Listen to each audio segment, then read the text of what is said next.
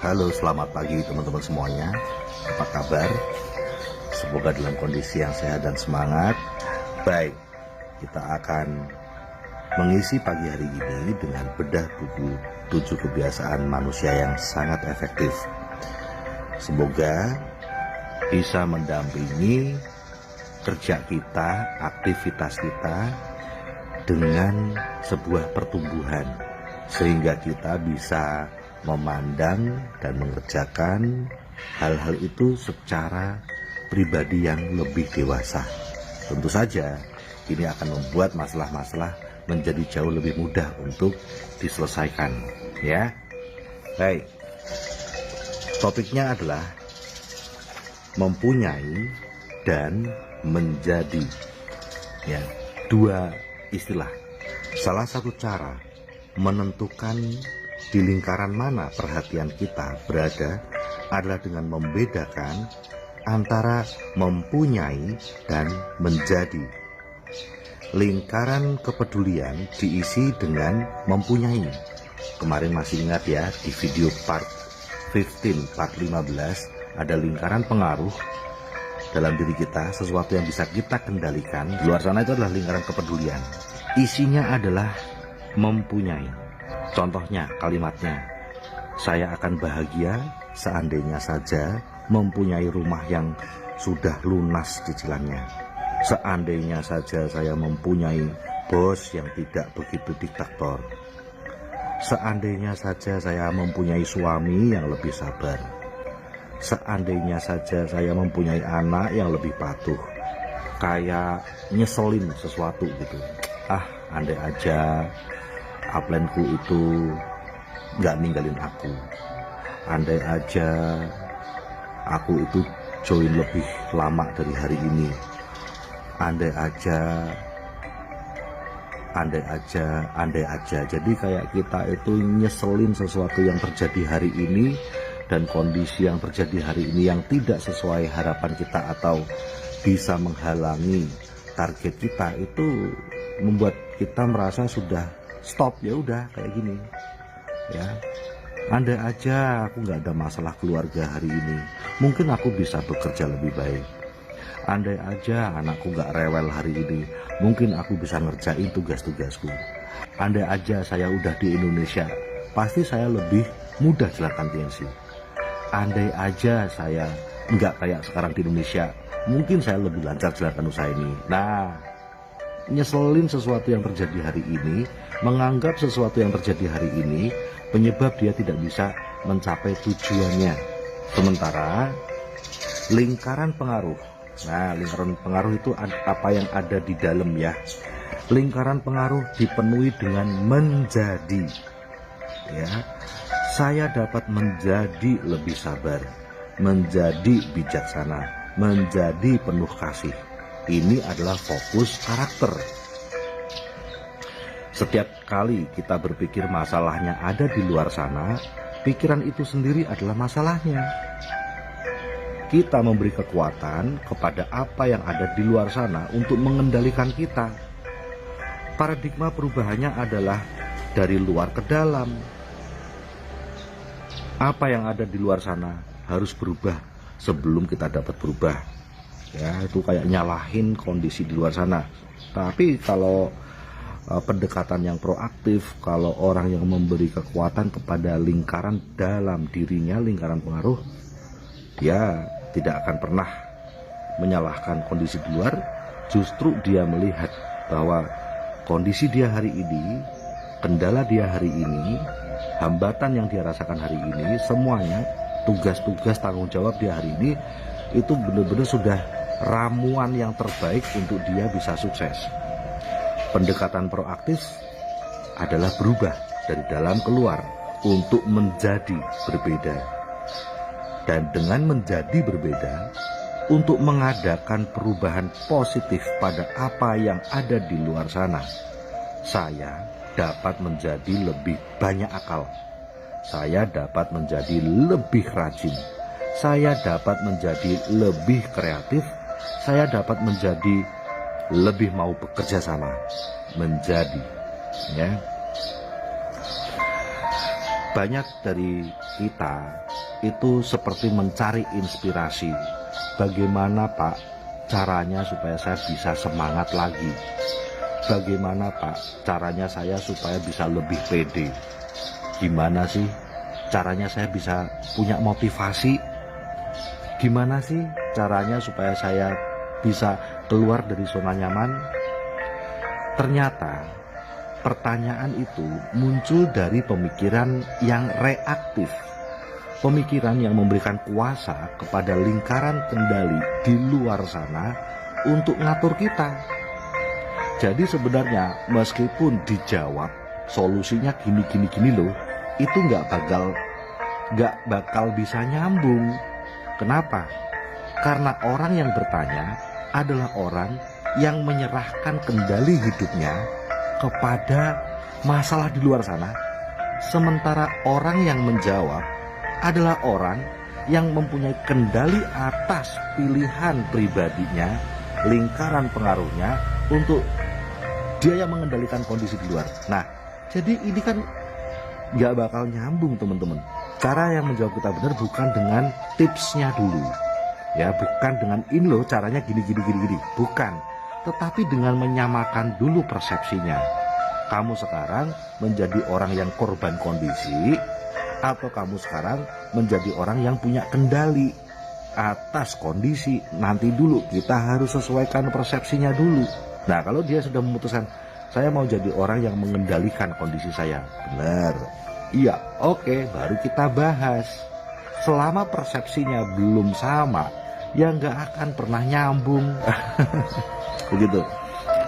Salah satu dari kisah favorit saya adalah kisah tentang Yusuf yang dijual sebagai budak kepada orang Mesir oleh saudara-saudaranya pada usia 17 tahun.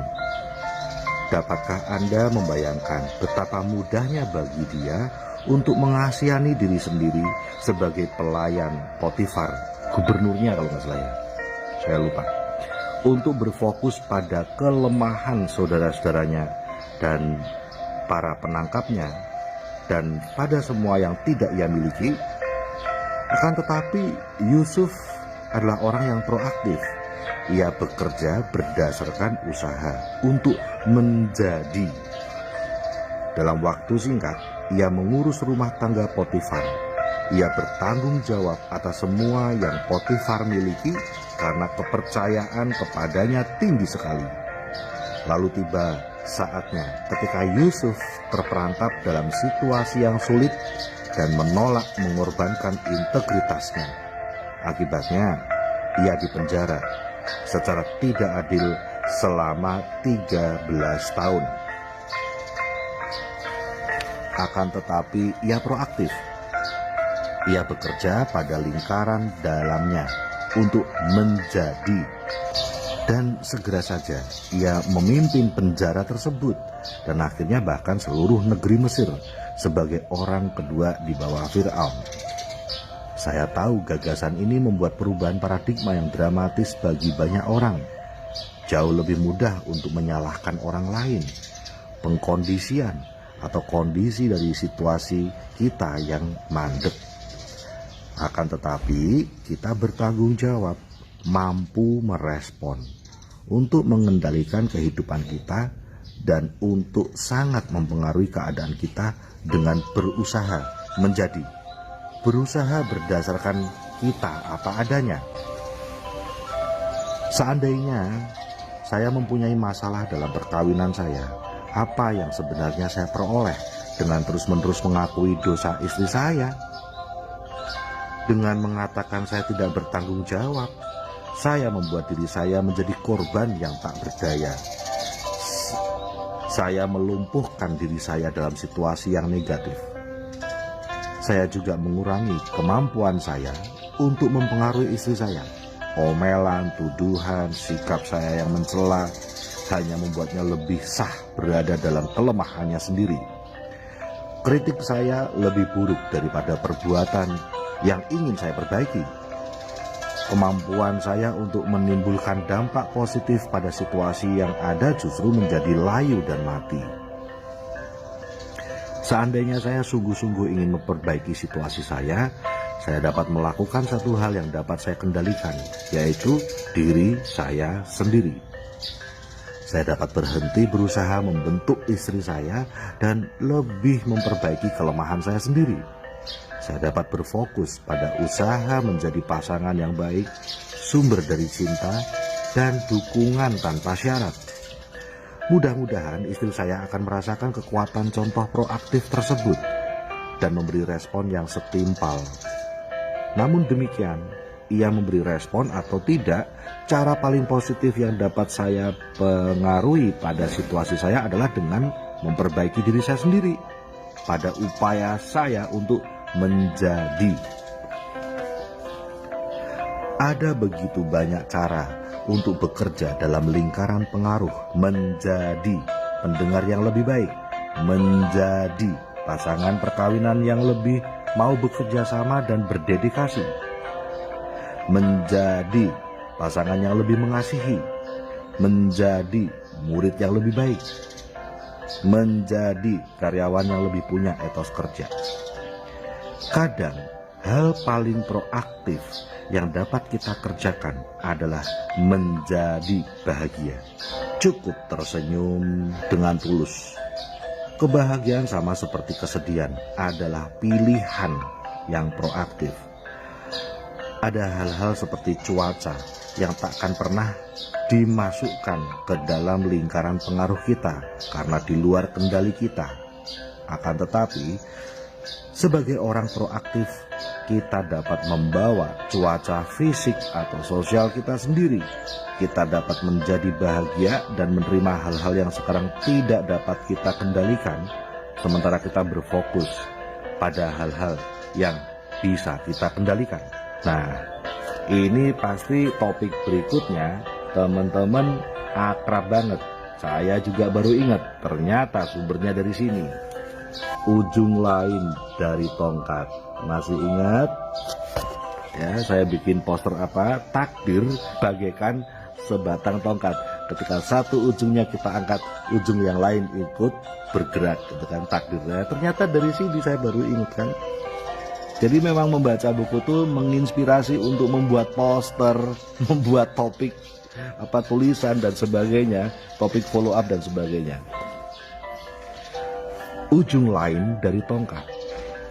Sebelum kita sepenuhnya mengubah fokus hidup kita ke lingkaran pengaruh, kita perlu mempertimbangkan dua hal dalam lingkaran kepedulian kita yang layak dipikirkan lebih dalam, yaitu apa? Konsekuensi dan kesalahan. Efek dari pilihan kita itu namanya konsekuensinya. Akibat dari apa yang kita kerjakan itu namanya konsekuensinya. Walaupun kita bebas untuk memilih tindakan kita, namun kita tidak bebas untuk konsekuensinya dari setiap tindakan itu. Konsekuensi diatur oleh hukum alam. Konsekuensi berada dalam lingkaran kepedulian di luar sana. Kita bebas memilih tindakan. Hari ini mau marah atau hari ini mau happy. Tetapi kita tidak bebas dari konsekuensinya. Kita tidak bebas dari efek yang ditimbulkan atas pilihan mau marah atau mau happy. Yang bebas hanya pilihan kita mau ngelakuin apa, kita mau merasakan apa. Nah, semakin proaktif seseorang, maka dia akan membuat pilihan yang lebih dewasa atas situasi yang sedang terjadi, sehingga konsekuensinya pun akan lebih menguntungkan dibanding merugikan. Karena konsekuensi diatur oleh hukum alam, sementara tindakan kita diatur sama kita sendiri, gitu ya. Mau milih nafkah yang terpenjara atau mau milih nafkah yang merdeka, bebas, itu pilihan kita. Tapi kita tidak bebas dari konsekuensi akibat efek dari pilihan bebas kita. Nafkah terpenjara akan punya konsekuensi seperti apa saja terhadap diri kita maupun keluarga kita. Nafkah yang merdeka punya konsekuensi apa terhadap kita dan keluarga kita. Mau milih jadi CP atau tidak, memperjuangkan CP atau tidak, bebas. Itu pilihan kita. Namun konsekuensi dari menjadi CP atau tidak menjadi CP itu tidak bebas konsekuensinya, itu alam yang mengaturnya. Mau menjadi orang yang lebih proaktif atau tidak, bebas. Ada mau jadi orang proaktif, ada mau jadi orang reaktif, itu pilihan kita. Tetapi Anda tidak bebas dengan konsekuensinya. Akan ada efek akibat dari tindakan proaktif, ada juga efek dari tindakan reaktif. Gitu. Kita bebas memilih respon kita terhadap situasi apapun, tapi dalam melakukannya kita memilih konsekuensi yang menyertainya. Ketika kita mengangkat satu ujung tongkat, kita mengangkat ujung yang lain. Bayangkan sebatang tongkat teman-teman ya. Walaupun kita nggak lihat ujung yang satu, bukankah ketika kita mengangkat satu ujung tongkat itu, kita sadar bahwa ujung lain di sana yang mungkin nggak kita lihat ikut bergerak? Itulah takdir, itulah konsekuensi atas tindakan kita. Itulah konsekuensi, itulah takdir. Mari kita lihat apa yang sekarang sedang kita lakukan bersama-sama. Kita mau jadi CP, kita membangun 4 kaki CP. Ya, itu jika kita memutuskan punya nafkah yang merdeka. Kita bisa menjadi ibu untuk anak kita lagi. Kita bisa menjadi anak untuk orang tua kita lagi. Kita bisa menjadi pencari nafkah tanpa ninggal keluarga lagi. Punya masa depan yang lebih happy. Maka kita kerjakan perjuangan jadi CP, bantu 4 kaki CP. Tentu saja akan membawa konsekuensi. Setiap apa yang kita lakukan, kecil apapun ada konsekuensinya. Walaupun mungkin bisa CP tapi belum bisa 4 kaki. Misalnya baru akhirnya bisa CP tapi bawanya baru 1 kaki Pak atau 2 kaki. Tetapi tetap ada konsekuensi yang pastinya lebih positif.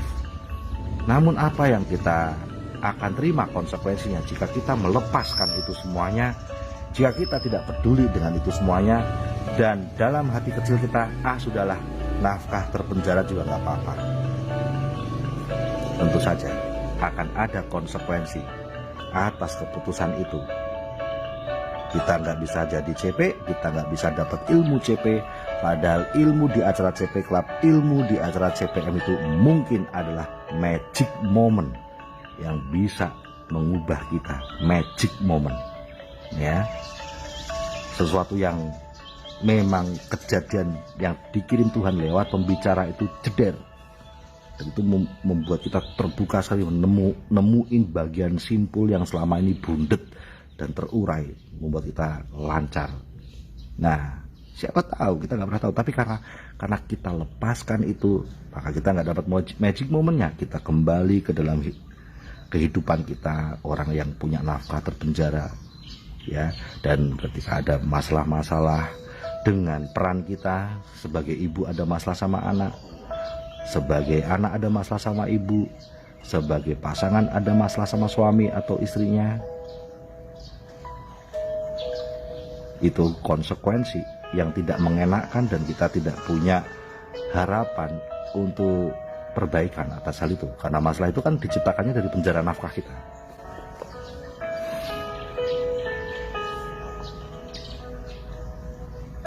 Jelaslah ada saat-saat dalam hidup kita di mana belakangan kita sadar bahwa kita mengangkat tongkat yang salah.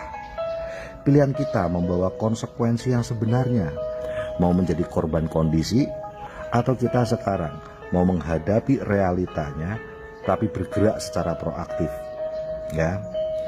Forgive, forget, move on. Maafkan, lupakan, dan jalan ke depan. Wahai, ini lagi-lagi Anda jadi ingatlah Pak Abi pernah dari sini sebagai pemain gelandang di kampus, ya, pertandingan bola, baseball atau apa. Salah seorang putra saya belajar menjepretkan karet pada pergelangan tangannya sebagai semacam tanda mental setiap kali ia atau seorang rekannya melakukan kesalahan, sehingga kesalahan terakhir tidak akan mempengaruhi penyelesaian dan pelaksanaan permainan berikut, ya. Jadi mengingatnya adalah, aku hari ini sehari belum live stream, jepret, aduh sakit, gitu ya. Hari ini aku belum sharing poster, jepret, aduh sakit. Ngingetin, mendingan tangan lo yang sakit daripada kehidupan lo yang sakit. Gegara lo gak mau live stream, lihat orang lain pada merdeka, lo nya masih terpenjara. Nah, makanya kalau hari ini gak live stream, jepretin aja, jepret. Pendekatan proaktif terhadap suatu kesalahan adalah dengan langsung mengakuinya, jepret aja langsung, memperbaikinya dan belajar darinya. Hal ini benar-benar mengubah kegagalan menjadi keberhasilan. Keberhasilan, ujar pendiri IBM T.J. Watson, berada pada ujung lain dari kegagalan. Penting ya. Tetapi bila tidak mau mengakui kesalahan, tidak memperbaikinya dan belajar darinya, maka hal itu merupakan kesalahan dari urutan yang berbeda, kesalahan baru. Tahu salah tapi gak ngakuin, itu udah kesalahan baru, itu udah akan membawa konsekuensi berikutnya, gitu. Mendingan tahu salah ngakuin, jeder. Ngakuin sama siapa? Terutama diri sendiri. Bukan ngakuin di muka umum, enggak. Terutama pada diri sendiri, ngakuin. Aduh, salah aku salah. Aku belum live stream. Aku salah. Aku kemarin bahkan belum bikin poster. Salah. Jepret dulu karetnya, jepret gitu. Nah, itu sudah menghentikan reaksi berantai atas konsekuensi yang terjadi lewat kesalahan yang tadi. Kesalahan, mengakui kesalahan pada diri sendiri adalah bagian dari proaktif, bagian dari keberanian seseorang untuk mengakui bahwa itu keliru. Pada dirinya sendiri terutama, karena kan dirinya juga yang bisa melakukan solusinya kan, bukan upline, bukan down, kan, bukan orang lain kan? Jadi pada dirinya sendiri. Nah, hal itu akan menjadi alarm dan kita akan melakukan lebih baik lagi. Tapi kalau kita tahu itu salah terus diem-diem aja, pasti ntar diulang lagi. Dan itu sebenarnya membawa konsekuensi beruntun berikutnya. Bagaikan dulunya emaknya yang jadi TKW, terus sekarang anaknya jadi TKW, gegara emaknya tidak ngakuin kesalahan. Kenapa aku jadi TKW? Kenapa tidak mendobrak nafkah merdeka? Kenapa hidup dalam nafkah penjara? Emaknya nggak mau mengakui itu. Dia tahu itu keliru. Harusnya dia memperjuangkan usaha yang bikin dia punya nafkah merdeka. Karena dia tidak mengakui pada dirinya sendiri, akibatnya apa? Ya, akhirnya tidak, yang tadinya sadar secara hati nurani sadar bahwa itu keliru, akhirnya ketutup hati nuraninya. Dia ngelakuin lagi. Ya sudah, normal saja. Apa efek konsekuensi berikutnya? Rusak hubungan semuanya, walaupun punya rumah tanpa kasih sayang. Tapi kesalahan kedua adalah tidak mengakui bahwa nafkah penjara itu sebuah kesalahan. Nah, ini karena nggak mengakui, ini udah tindakan salah yang kedua. Tidak ngakuin itu udah tindakan salah kedua dan akan membawa konsekuensi kedua. Apa itu? Anaknya jadi TKW. Salah itu bukan dosa ya. Salah itu bukan dosa. Salah aja, salah itu salah aja. Bukan, saya nggak ngomong dosa, suci dan sebagainya, urusan Gusti. Salah. Stop. Aku sekarang akan perjuangkan serius untuk jalankan usaha ini. Aku harus seperti itu. Tapi bila tidak mau mengakui kesalahan, tidak memperbaikinya dan belajar darinya, maka hal itu merupakan kesalahan dari urutan yang berbeda. Biasanya hal ini membuat orang menipu diri sendiri dan membenarkan diri sendiri dan sering melibatkan rasionalisasi, kebohongan yang rasional. Diiya-iyain, padahal itu nggak bener, tapi ya aja nggak bener lah. Pada dirinya sendiri dan orang lain. Bukan cuma dia membohongi dirinya sendiri, tapi dia juga berbohong sama orang lain. Menganggap bahwa sesuatu yang tidak normal itu normal. Misalnya, dia tahu hubungan dia rusak sama anaknya, gegara nafkah yang terpenjara, gegara nggak kumpul sama keluarga, sama anaknya nggak pernah merawat gitu ya. Tapi apa yang dia ceritakan pada dunia? Apa yang dia ceritakan pada orang lain? Wah, anakku sehat, anakku udah lulus kuliahnya, prestasinya bagus sekali. Pertama, dia berbohong pada dirinya sendiri. Misalnya nih, anak kita di depan kita nih, lalu kita sama teman kita, lihat, anakku sehat, anakku sukses berprestasi di pendidikannya, padahal anak kita lagi gini, kangen mama, tapi benci mama, kangen mama tapi benci mama, mama bohong lagi, mama gak pulang lagi, mama gak datang ke pernikahanku, mama gak datang ke wisudaku, mama gak datang ke acara lebaran dan merayakan bersamaku. Kayak gitu tuh misalnya tuh. Tapi terus kita ngajak teman kita, ngeliatin anak kita, anakku happy, anakku sehat, ranking 1 loh ya, ini udah menikah anakku, orang tua yang bahagia kan. Coba seandainya itu di depan mata, bukankah itu yang awalnya kita membohongi diri sendiri, tapi kemudian kita membohongi orang lain? Dan apa yang terjadi? Maka orang lain menganggap itu hal yang normal, dan kita menciptakan reaksi berantai pada orang lain. Maka orang lain, ketika si teman kita tadi juga mengalami hal yang sama, hubungan dia dengan anaknya rusak, anaknya juga nangis sendirian, kangen sama mamanya, hari raya sendirian, wisuda sendirian, sakit sendirian, ulang tahunnya sendirian. Tetapi si teman kita tadi melihat anaknya akan ngomong sama orang lain, lihat anakku sehat ya, sukses loh, ranking 1 loh ya, bentar lagi mau nikah loh, calonnya dia juga orang-orang baik, bentar lagi aku akan jadi orang tua yang sukses karena anakku udah bisa mandiri. Kebohongan yang menular, ngeri ya. Itu terjadi nggak teman-teman? Ya, itu terjadi. Pertama membohongi diri sendiri, lalu membohongi orang lain, dan orang lain itu menganggap itu sebagai sebuah kebenaran, sesuatu yang benar, dan dia melakukan pada dirinya sendiri, dan dia membohongi orang lain, dan terus reaksi berantai, sehingga membuat tanpa disadari sebuah kelompok di mana mereka bisa memandang hal yang keliru, tapi membuat itu kalau dilihat rasanya benar-benar aja. Mari kita putus rantai kebohongan ini untuk punya hidup yang lebih baik. Kesalahan kedua ini, tindakan menutup-nutupi, memberi kekuatan kepada kesalahan yang pertama yang jauh lebih parah daripada diri sendiri. Bukan apa yang orang lain perbuat, atau bahkan bukan pula kesalahan kita sendiri yang paling melukai kita, melainkan respon kita terhadap hal-hal itu. Mengejar ular berbisa yang baru saja mematuk kita hanya akan mendorong racun ke seluruh sistem peredaran darah kita. Jauh lebih baik untuk mengambil tindakan seketika guna mengeluarkan racunnya. Respon kita pada setiap kesalahan mempengaruhi kualitas momen berikutnya. Adalah penting untuk segera mengakui dan memperbaiki kesalahan kita sehingga tidak mempunyai kekuatan atas momen berikutnya, dan kita pun memiliki kekuatan lagi. Nah, sekarang topik berikutnya, membuat dan memenuhi komitmen.